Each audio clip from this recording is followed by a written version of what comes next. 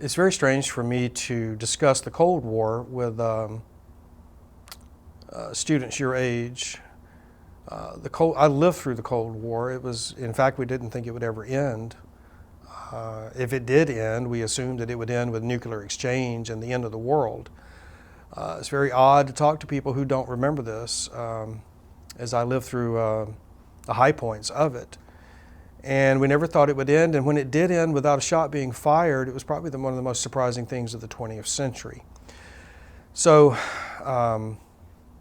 let me say to start with that the Cold War was not an abstraction. It was not something that was just sort of out there and not something that you had to confront or deal with on a day-to-day basis. It was very real. You go to any city or even small towns in this country and you see the signs for fallout shelters, for places to escape nuclear attack, generally going under the streets or under the buildings. I remember my uncles digging a bomb shelter during the Cuban Missile Crisis in '62. I remember neighbors who would not buy a house unless it had a bomb shelter in the house, sort of a safe room with concrete and with water and canned goods and batteries and flashlights and all that sort of stuff. So the Cold War was very much in-your-face type of an environment. It was not abstract, it was real. There were a number of reasons for the Cold War to come about, and I'll list those for you now.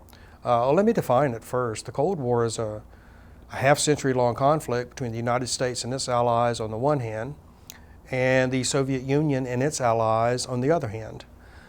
This conflict, or this competition might be the better way to put it, takes place across the gamut of human endeavor, from economics to politics to art, a military arms race, even chess and hockey. Competition between East and West, between market economies in the West, command centralized economies in the East, between capitalism and between communism.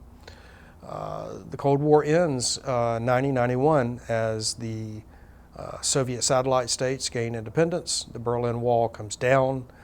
In fact, the Soviet Union disintegrates, and the Russian Republic takes its place. So let me talk about a couple of the origins of the Cold War. One origin is ideological, and we've discussed this before, and that's the visions of two men, Woodrow Wilson envisioning a century of democratic revolutions, and of course Vladimir Lenin envisioning a century of communist revolutions. These two visions are going to dominate the rest of the 20th century. It's an ideological difference between communism and capitalism. A second cause of the Cold War lies in Poland. Poland, of course, was divided between Hitler and Stalin to begin the Second World War. You'll remember that Great Britain and France went to war with Hitler over the issue of Poland, over the Nazi invasion of Poland. After the war, the British and the Americans would like very much to see Poland reconstituted as a sovereign nation. Stalin will not have it. The Red Army has occupied Poland. It's in his power to do with Poland as he wishes, and he does so. He maintains Soviet control over the Polish state. And Stalin has a couple of arguments here that are worth considering. He said, number one, that Poland had been used by Europeans to invade his country 3 times in the past century. Of course, Napoleon gathered the Grand Army there in 1812. The Germans in the First World War, and of course Hitler in the Second World War had used Poland as an avenue to attack Russia. Stalin did not intend for this to ever happen again. Secondly, Stalin had wanted to participate in the occupation of Italy at the end of the war. Fascist Italy, of course, was an ally of Hitler and had participated in the invasion of the Soviet Union. Stalin thought it proper that the Red Army take part in the occupation of this defeated enemy. The Western Allies would have none of it. Stalin took this to mean that the occupying country could impose its system on the defeated countries. So if the Western Allies are going to occupy Italy and impose their system on Italy and keep the Soviets out, then it was right and proper for Stalin to do the same to Poland. He didn't understand why the Western Allies had any interest in Poland anyway. It was clearly lying within the sphere of Soviet influence.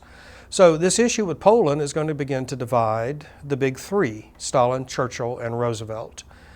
In fact, I believe the day Roosevelt died in Warm Springs, Georgia, I believe he was writing a letter or making a notation about how Stalin was being difficult over the issue of Poland. Now, let's take this one step further. Stalin annexed the eastern portions of Poland, made it part of Russia, and then awarded Poland German territory in the west. And the Allies agreed with this. So portions of Germany were detached from her and given to Poland to compensate for the portions of Poland that were taken by the Russians.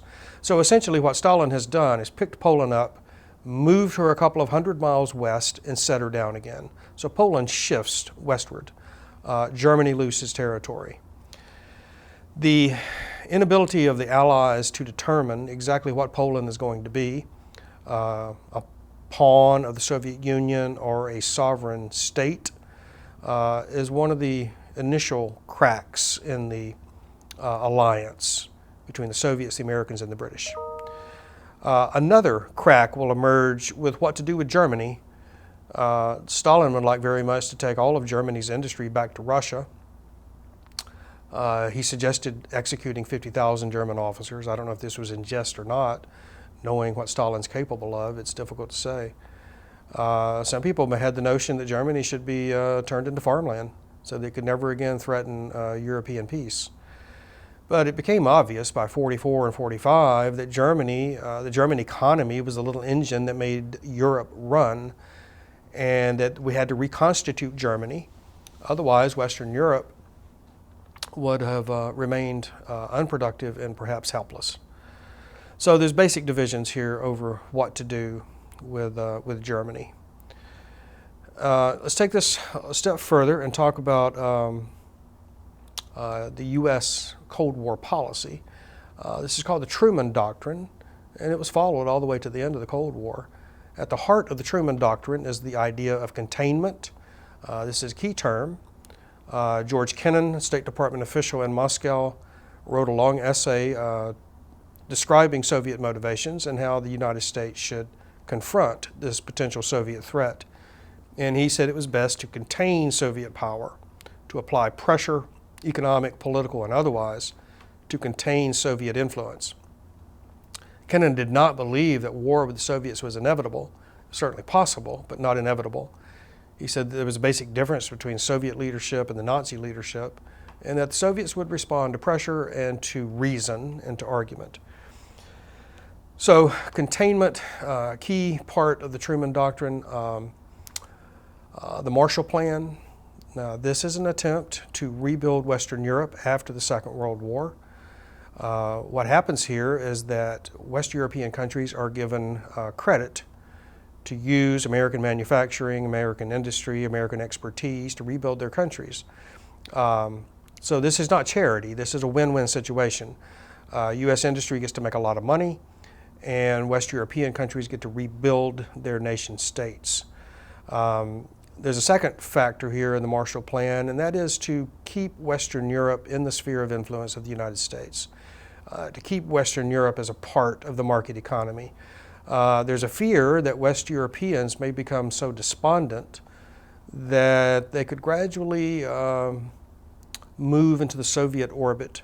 And this, of course, is the last thing the United States desires. So the Marshall Plan is designed to not only rebuild Western Europe, help American industry, but also to repel communism. Other factors in the Cold War, you should know the alliances, the two main alliances. NATO, of course, is still alive today. The North American Treaty Organization, led by the United States. This is a military alliance. of the West European countries, the United States, and other allies, Canada, and so on and so forth. The Communist Alliance is called the Warsaw Pact. It's led by the Soviet Union and its satellite states in Eastern Europe, the Baltic countries and Poland, Romania, Czechoslovakia, Hungary. These various states were occupied by the Red Army at the end of the Second World War, comprised the Warsaw Pact. Now, I want to mention a couple other key terms you should be familiar with. The Iron Curtain. This was famously used in a speech by Churchill, where he described an iron curtain descending across Central Europe. To the east of the Iron Curtain lay the captive nations, those states that I just mentioned, those Soviet satellites. West of the Iron Curtain lying the NATO countries allied with the United States. The Iron Curtain, of course, is a metaphor for this division, but there was indeed two separate zones in Europe with a line running down the center. The Red Army tended to stay where it was and occupy those states in which it was based at the end of the war. The Western Allies tended to dominate those states in which their armies were stationed at the end of the war. Now, I want to make just another comment here about the arms race that takes place during the Cold War. The United States developed three systems to deliver nuclear weapons to Soviet targets. The first were the B-52s. These, of course, are long-range bombers. They fly from bases that surround the Soviet Union, from Alaska to Canada to Great Britain, Turkey, on and on and on. These B-52s approach Soviet airspace constantly, and they have full-load nuclear weapons. And if given the order, they could proceed into Soviet airspace and destroy Soviet cities or military targets. The second system that's developed in this nuclear arms race, and of course the Soviets are participating as well, perhaps not as technologically advanced or in the numbers that the United States has, but the Soviets participate as well. The second system are the ICBMs. These intercontinental ballistic missiles are stationed throughout the American Midwest and Upper Plains. They're deep in silos underground for protection. They are approximately 30 minutes from ordering the launch order to their targets in Russia. These missiles would travel over the North Pole to strike their targets in the Soviet Union, be they cities, military targets, ports, army bases, et cetera, et cetera. And then the third and the latest of the U.S. systems to deliver nuclear weapons to their targets in Russia are the nuclear submarines. These submarines prowl the oceans near Soviet landmass, and they have in them Soviet submarine-launched ballistic missiles. The American subs tended to be more deadly than Soviet subs because they're much quieter. They're run with nuclear power. Soviet subs throughout most of the Cold War were run with diesel engines and made a great deal more noise and could be easily detected. The purpose of these systems was deterrence, to create fear in the mind of the Soviet leadership to attack. The Soviet leadership should know that any attack by them against the West would result in an annihilating second strike by these B-52s, these ICBMs, and these nuclear subs. So deterrence is the key role for these weapon systems because once they have to be used, in all likelihood, there will be no winner in such a war. Nuclear exchange between the Soviets and the Americans would in all likelihood create a series of extinction events here on Earth and dramatically alter the climate of the planet. So we should say here in closing that deterrence did work. Containment did, in a sense, work. It prevented war between the Soviets and the Americans. It prevented the NATO and the Warsaw Pact from ever attacking one another, and preserved the peace in Europe throughout the Cold War. We'll talk about McCarthyism and other elements of the Cold War next time. Thank you.